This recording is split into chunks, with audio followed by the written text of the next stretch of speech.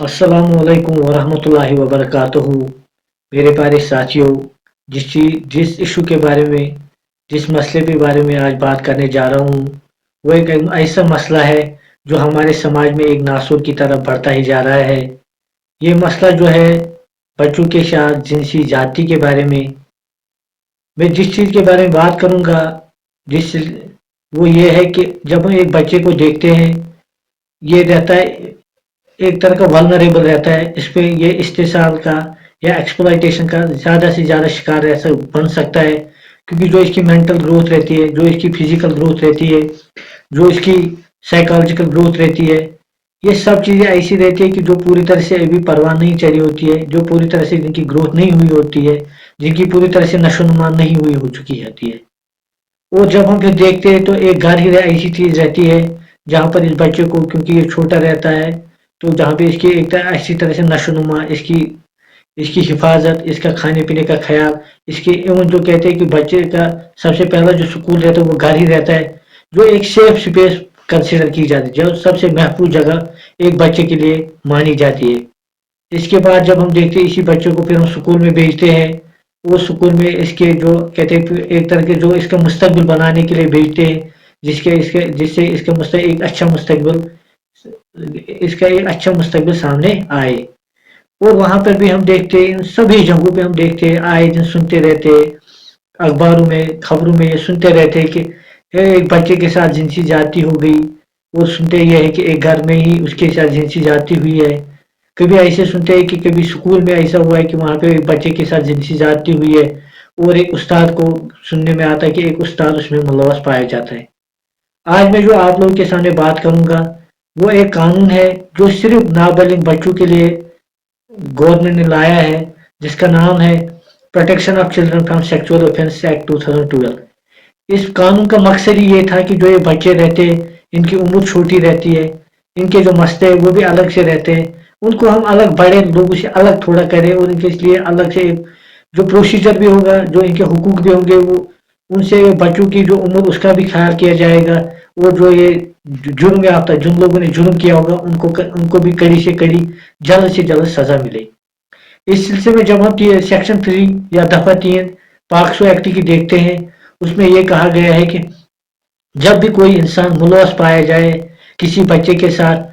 उसने, जिसको हम कहते हैं पेनिट्रेटिव सेक्सुअल असॉल्ट में मुलव्वस पाया गया है, उस सूरत में उस आदमी को कम से कम 7 साल की सजा और ज्यादा से ज्यादा उम्र कैद की सजा मिलेगी, और उसमें उसको जुर्माना भी देना पड़ेगा। अब हो सकता है अगर ये पेनिट्रेटिव सेक्सुअल असॉल्ट में मुलव्वस पाया गया, कभी कोई पेरेंट मुलव्वस पाया गया, कोई रिश्तेदार मुलव्वस पाया गया, कोई पुलिस वाला मुलव्वस पाया गया, कोई हॉस्पिटल का कोई डॉक्टर मुलव्वस पाया, कोई स्टाफ मुलव्वस पाया गया, कोई गवर्नमेंट को कोई ऑफिसर मुलव्वस पाया गया, किसी जेल का कोई जो सुपरिटेंडेंट या मैनेजर मुलव्वस पाएगा, उस सूरत में उसकी सजा कम से कम 10 साल की होगी, और ज्यादा से ज्यादा जो उसकी सजा होगी वो उम्र कैद तक हो सकती है, और जुर्माना भी उस पर लगेगा। इसके बाद जो है कानून है, इसमें यह भी कहा गया है सिर्फ जो हम कहते हैं जिनसी जाति, जैसे पेनिट्रेटिव असॉल्ट जो होगी, उतना ही नहीं, बल्कि ये भी कहा सेक्सुअल हैरासमेंट केसेस भी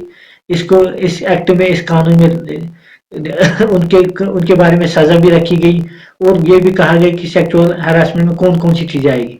मिसाल के तौर पर कभी किसी बच्चे के ऐसा होता है कि कोई आदमी ऐसा रहता है कि वो उसके पीछे पीछे सेक्सुअली कलर्ड रिमार्क्स पास करता है, बातें करता रहता है, उसके पीछे पीछे कोई आवाजें ऐसी कसता रहता है, जिनका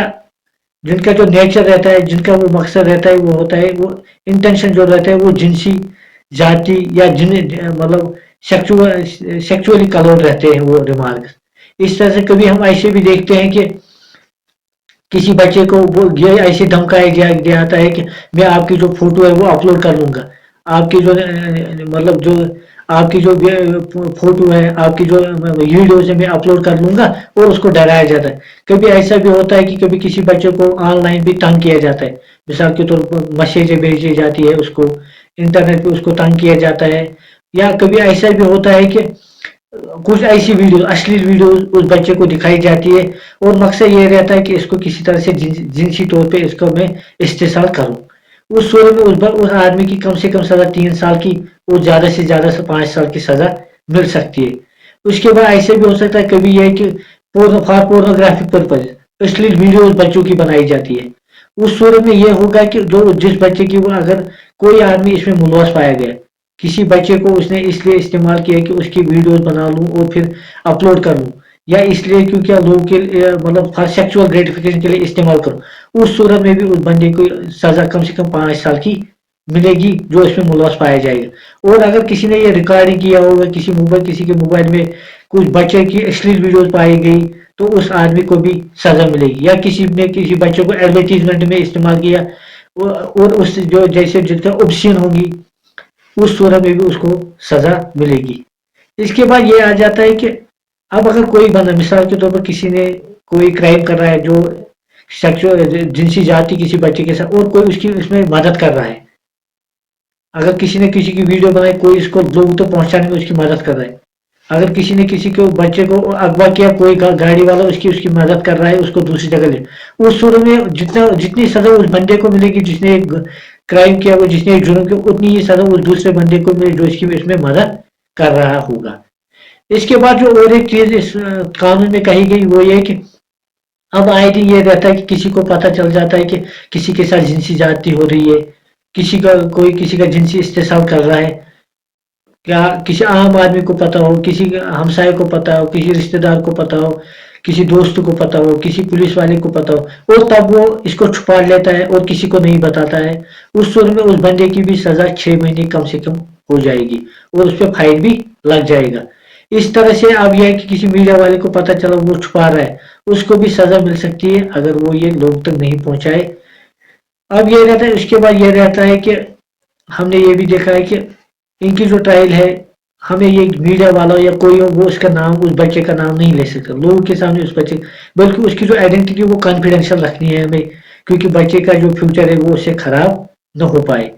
इसके बाद ये भी आया देखने में, कोई ऐसे लोग भी रहते हैं कि वो कहते हैं किसी को फंसाने के लिए झूठे केस बना लेते हैं, इसने मेरे साथ जिनसी ज्यादती की, इसने मेरे साथ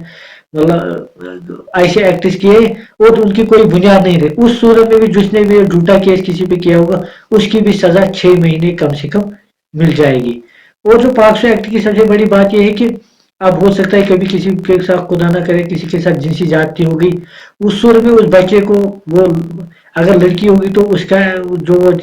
मेडिकल टेस्ट करेगी हो जाएगा या करेगा, उसमें वो लेडी डॉक्टर होनी चाहिए।